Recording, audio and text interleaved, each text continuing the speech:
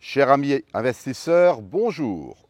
Aujourd'hui, je vais vous parler de la visite et de l'organisation de la visite d'un bien pour l'acheter.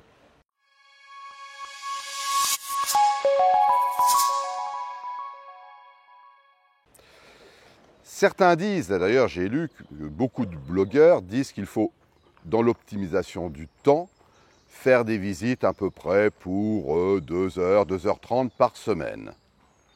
Moi, je dis complètement le contraire. Pour moi, plus on visite, plus on a de temps, plus on a de chances de trouver la bonne affaire et plus on a de chances d'acheter. Pourquoi? Moi, j'estime que pour créer un patrimoine immobilier, ce n'est pas en achetant un seul appartement, il faut en acheter beaucoup. C'est le succès de ma réussite, c'est la masse. Donc, beaucoup de travail, beaucoup de visites. Les visites, vous les organisez tant que vous pouvez, dès que vous pouvez. Comment se passe une visite? Déjà, il va falloir prendre un rendez-vous. Donc, le meilleur moyen de visiter et la meilleure période pour les rendez-vous, c'est le matin. C'est mon expérience qui parle. Ce n'est pas le soir quand les gens sont fatigués. C'est le matin entre 9h et 10h. Ou le matin avant 8h quand le vendeur est pressé d'aller travailler également pour ne pas être en retard. C'est une question psychologique, voyez-vous. Deuxième chose, quand vous allez visiter, surtout, vous ne dites rien. Vous n'allez pas parler, ou très peu, de façon que ce soit le vendeur qui parle en permanence. Car le vendeur va vous vendre son bébé. Donc, il faut l'écouter. Si vous ne l'écoutez pas, il ne vous écoutera pas lors d'une négociation. Parce que moins vous parlerez, plus le prix pourra descendre. Je vous l'ai déjà expliqué dans une vidéo comment négocier. Donc, vous ne dites rien, mais maintenant, vous regardez. Qu'est-ce qu'il faut regarder lors d'une visite? Les points importants pour la négociation d'une visite, c'est de voir quels sont les petits défauts et les noter. Crayon, papier, vous notez. Le propriétaire qui vous présente son bien à vendre va être très étonné. Il va se demander ce que vous notez sur votre papier. Vous ne dites rien. Vous notez les observations, ça veut dire que vous êtes sérieux. Qu'est-ce que vous notez? Vous allez noter en premier lieu tout ce que vous voyez qui peut vous permettre de faire une négociation immobilière. C'est-à-dire, exemple, pas de VMC dans les salles de bain. C'est une obligation légale. Il faut mettre de la ventilation pour évacuer l'air, l'humidité. Il y a des règles spécifiques suivant que les conduits soient verticales ou horizontales. Et là, s'il n'y a pas de VMC, vous pouvez simplement dire: est-ce qu'il y a des conduites verticales ou horizontales pour l'évacuation de l'air vicié? Tout simplement. Posez cette question et vous notez la réponse. Et vous ne dites plus rien. Qu'est-ce qu'il faut vérifier? Il faut vérifier sous les éviers qu'il n'y a pas d'humidité. En effet, les fuites d'eau que l'on ne voit pas, ce sont les fuites d'eau cachées. Ce sont les fuites d'eau qui viennent souvent des joints.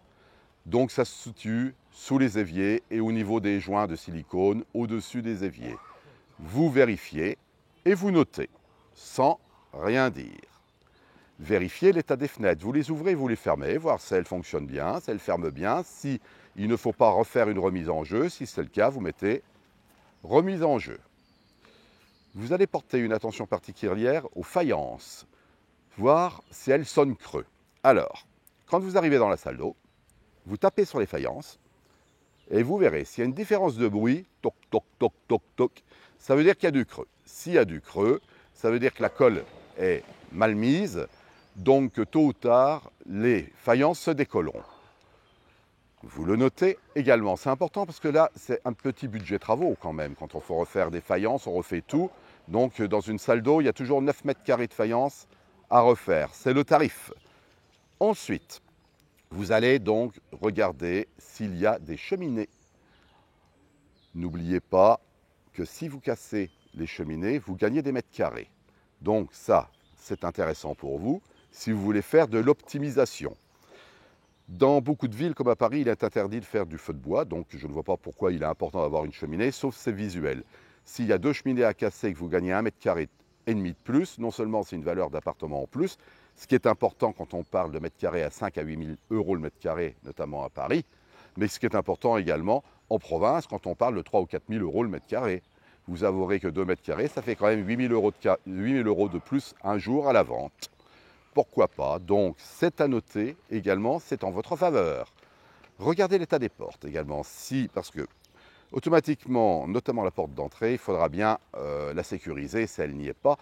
Et le coût d'une sécurisation de porte, que ce soit une porte chaussette ou une porte blindée ou une porte 7 points, c'est toujours la même chose, c'est entre 1 200 et 1 500 euros. N'oubliez pas que le pas cher coûte très cher, donc vaut mieux mettre le prix à 200 euros près et payer le bon prix, 1 200 à 1 500 euros. Il va falloir porter une attention particulière également à la cuisine. La cuisine, c'est un endroit où on y passe pas mal de temps. Et donc voir si elle est entièrement aménagée, équipée, s'il reste des placards, s'il y a également des ventilations, ce qui est important. Ensuite, et là, c'est là où vous allez jouer fin, il va falloir également mesurer à l'œil l'appartement.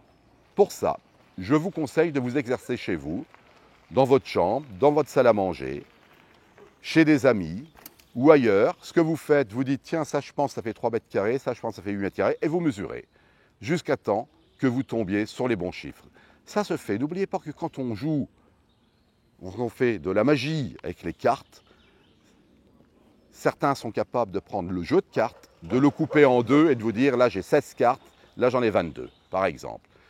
Ça s'apprend, c'est du métier, mais je peux vous assurer que pour les mesures, il y en a pour une semaine et vous serez au point à 1 à 2 mètres près. Ce qui n'est pas grand-chose, mais ça vous donne tout de suite une idée.